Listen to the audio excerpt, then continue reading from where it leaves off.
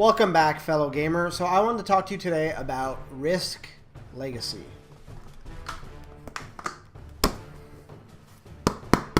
It's a board game, obviously, Risk, but there's a twist to it, is that whatever happens in this game carries over to the next game.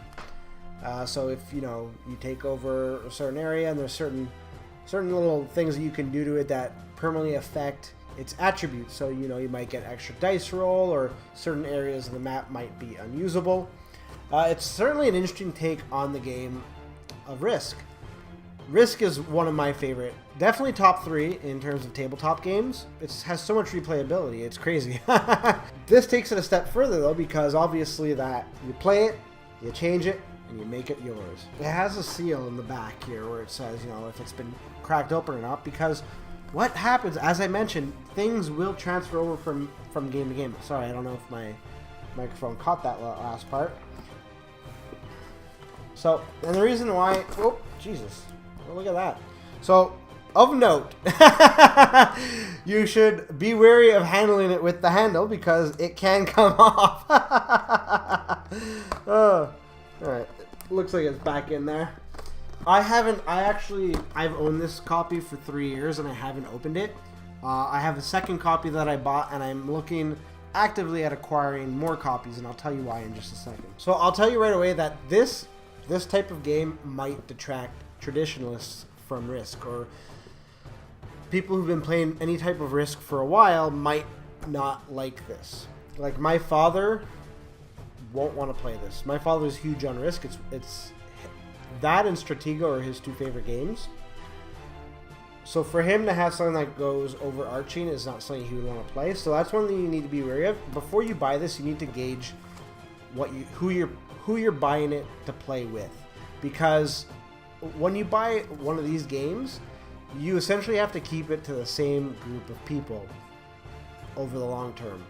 Because if, let's say I start this game and I invite you 3 games later, it doesn't really have that much of an effect for you. You're like, oh, well, this sucks because, I can't take Australia because of some sort of way, and Australia is your go-to spot. It makes it unfortunate in the sense that if people come in and out of your life, the board game is essentially scrapped unless you have a group that's okay with inheriting a game board with history. And this is what this is. It turns into a game board with history, and you might need various copies. Now, this copy that I have here, I'm going to be playing this with my children when I finally have kids. I don't have kids, just so you know.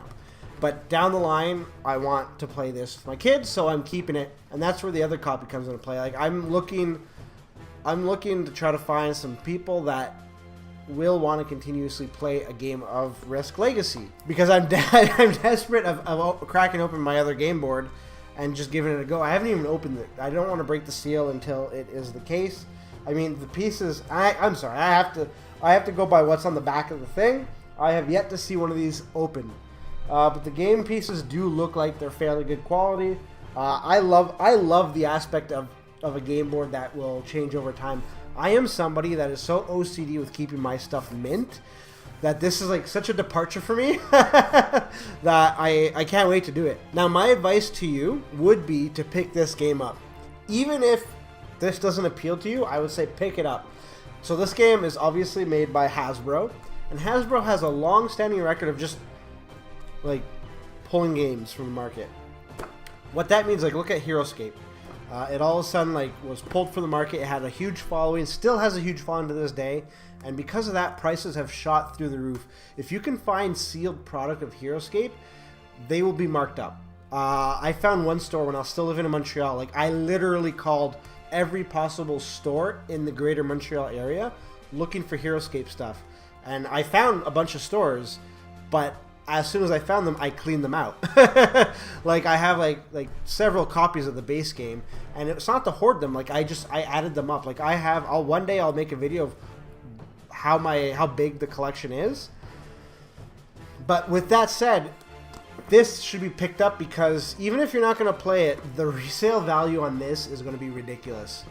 Because things are altered right from the get-go. Like, some people will want near mint collections of this, And anybody who's already cracked open this game doesn't have a copy of this game anymore. So with that said, I would highly recommend buying this. Is it a type of investment?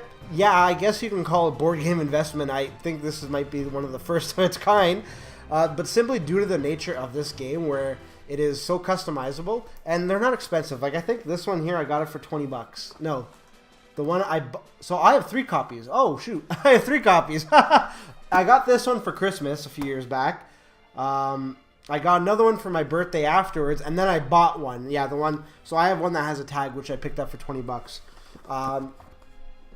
So with that said, if you're looking at something you can sit on for a few years, that's probably it. And not only that, putting aside the fact of, you know, keeping it for like an investment, I would actually just keep it so you can have the chance of playing it later on, you know, with family or friends that you might meet. So for me, like, I don't think the people that I play with on a regular basis would be up for this, and the ones that would, I don't see them often enough. Like my friend Chris, who you guys haven't met, a different Chris from the one who joins me on Call of Duty streams, him and I used to play Risk every single day while we were in college. Every single day. We don't see each other that much anymore. We see each other like once every like 5 or 6 months. So for us, while we theoretically could do this with the game, I don't know how regularly I will be seeing him in the future. I don't know if it'll go up or go down. So if anything, I'm going to get an extra copy sometime in the next week or so. And I'm going to put it aside for me and Chris. And if ever that happens and we get like 5 or 6 games out of it, that's great. But I do recommend picking this game up. Basing myself on what Risk is to me and how fanatic people are about this game, I don't see how this would be wrong to pick up when you see it if you have the extra funds available. I'd like to know your view on this. If you've played Risk Legacy, tweet me some pictures of the inside of the box. I would love to see it. Tweet me what your boards look like after a few playthroughs. I would definitely love to see it. So anyways, that's my opinion on Risk. Pick it up. Thanks for watching. And don't forget to like and subscribe. It really helps the channel out. If you'd like to see more, click on one of the 2 videos that are there, or click on show more in the description below to see when and what we upload, as well as when we stream. And if you need an update on what exactly we're going to be streaming that week, don't be shy to hit us up in the comments or reach out to us on Twitter. We'll be more than happy to chat. Until next time, good gaming.